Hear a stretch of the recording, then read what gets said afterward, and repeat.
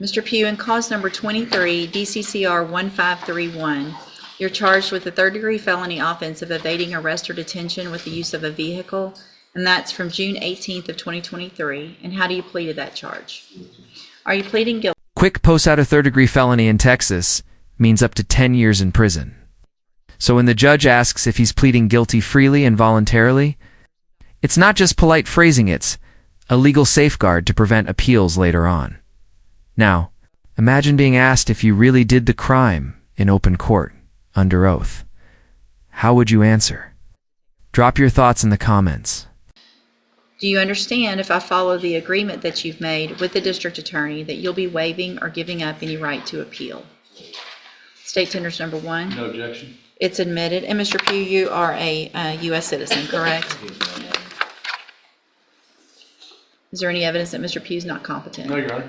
All right, sir, I'm going to find that you entered your plea of guilty freely and voluntarily.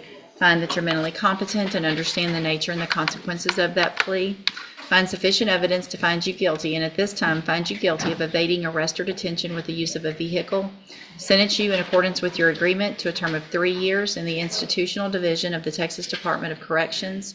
You will receive credit on that sentence for any time that you've been in custody that the law gives you the right to receive. And then, in cause number 19, 33356, what I'm looking at right now is your jail incident reports. You don't like being told what to do out there, do you? That's not the issue. People come to work with problems of their own. Okay, so it's the correctional officer's faults that you don't follow the rules? When I walked across the dorm and gave a guy his bowl, I did that. I was working out in the bathroom, I did that. Okay. Miss Painter, she called me on my name multiple times and I asked her to identify herself. The other things that she wrote in there about me were not true. I had another officer read it to me so I know what it says. Okay. There's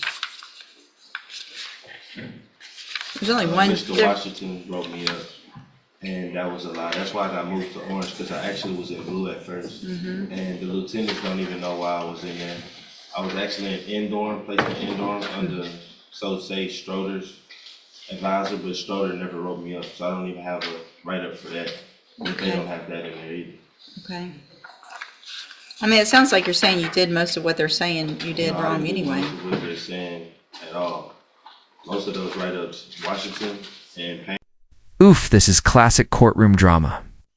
The defendant is basically arguing with the paperwork, claiming officers fabricated incidents.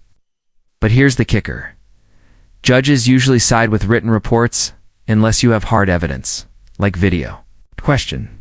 For you, do you think prisons should be required to keep body cams rolling to prevent these Hazaji battles? So Washington didn't tell you to stop talking, No, and you didn't. responded by saying, quote, "Officer, you telling me we can't talk in the bunk area? You tripping." You didn't say that? I did not. That man did not tell me nothing that whole day. He didn't. And when I asked him if I had a write-up, he told me no. And they actually wrote me up 2 days after they moved me from blue to orange. That wasn't even the same day. And you didn't go to the restroom and wash your clothes in the sink, and he No, told ma'am, you I not did to do that? I did not do none of that. You just made all that up? I swear, I asked the lieutenant to check the cameras and see if that's what I did, and she didn't want to do it. So that write-up was just for nothing.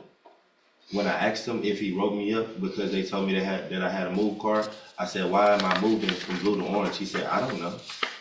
And I was like, "Well, did you write me up for something?" He said, "No, I didn't write you up. The lieutenant called and said that you had a move card, that they was placing me in my right because I have a felony case that I'm supposed to be in orange." And when I came in at first, I told them that I was supposed to be in orange, but they put me in blue and told me that they were. Sounds like you know their job better than them, huh? You're just out there telling them what to do and where you're supposed to be and all that kind of stuff. See, here's the thing. I don't have to accept any agreements in here. And I know word out there, it's got to be getting around that I'm not accepting agreements. I'm putting people back in jail because of these incident reports. Because these people are just trying to go to work and do their job, and they don't need you or anybody else telling them how to do their job, where you're supposed to be. You're supposed to be where they tell you to be. You're supposed to wear what they tell you to wear. That's part of being in jail. You don't get to make your own rules. stop breaking the law and you can do what you want and wear what you want when you're out. Does that make sense? It does make sense. All right, so in cause number 19-33356, I have a motion to revoke your unadjudicated probation. This one shows that you were placed on probation December 7th of 2020 for unauthorized use of a motor vehicle. That was a 2-year probation. Looks like it was extended at least once. Is that correct? Yes, ma'am. Okay. It looks like this motion, Judge, was filed in 23, so that needs to be worked a little bit. He's just been at large on it since. Okay. It alleges that you violated your probation. Count 1 alleges that you committed the new offense of evading arrest, June 18th of 2023. And is that true or not true? True or not true? True. Count 2 alleges that you failed to report as directed to the probation department April 10th, May 22nd, and June 12th of 2023. And is that true or not true? True. Count 3 alleges that you didn't work faithfully at suitable employment and provide verification of that. And is that true or not true? True. I'm sorry? Not true. Okay. Count 4 alleges that you failed to immediately report to the probation officer a change of address and your arrest. Is that true or not true? Not true. Count 5 alleges that you failed to provide verification of performing the community service hours as required. Is that true or not true? True. Count 6 alleges that you failed to provide verification of participating in the education program for your GED. And is that true or not true? True. Count 7 alleges that you failed to provide verification of paying court-ordered child support. Is that true or not true? Not true.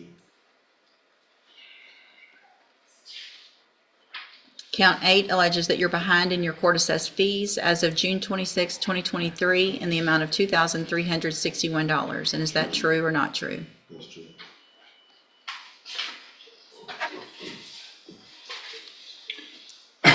So he was at large since 2023? Is that what this, I would assume from this? Since there's, That's what I would assume, Judge, just from the file stamps and the fact that his last admin was in 23 as well. so did you just stop going to probation back in 23? Yes, ma'am. That's after he got arrested on the new case, apparently. But that's what it appears, Judge. No, that was before I got arrested. Yeah, the new case is from March of 2024, so you had already stopped going for Yes, almost a ma'am. year. Because she was planning to violate me for This any is- reason. I don't know why. It says June 18th or 23, I thought. I'm sorry, I'm looking at the wrong thing. Hold on. Looking at the wrong thing.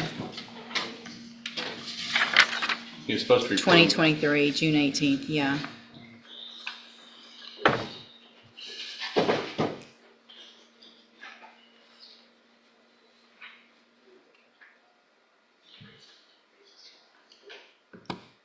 Stopped reporting in April. New offense in June.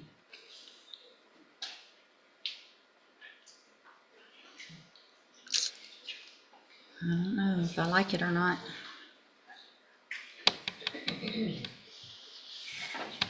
Guess it really doesn't matter a whole lot just because it's gonna, I already gave them the 3 on the other one.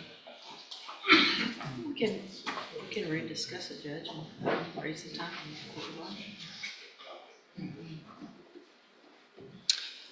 I'll do it. All right, so I'm going to find that you entered your pleas of true to counts 1, 2. Well, let me go through this first. I have also in this case, on the motion to revoke case, some documents here on the computer that have your signature on them. Did you also go over these with Mr. Parker? Yes, ma'am. And you fully understand them? Yes, ma'am. Again, you understand if I follow this agreement that you'll be waiving or giving up any right to appeal. Yes, ma'am. State tenders number 1. No objection. It's admitted. All right, I'm going to find that you entered your pleas of true to counts 1, 2, 5, 6, and 8 freely and voluntarily. Find those counts true. Find sufficient evidence to find you guilty, and at this time find you guilty of unauthorized use of a motor vehicle.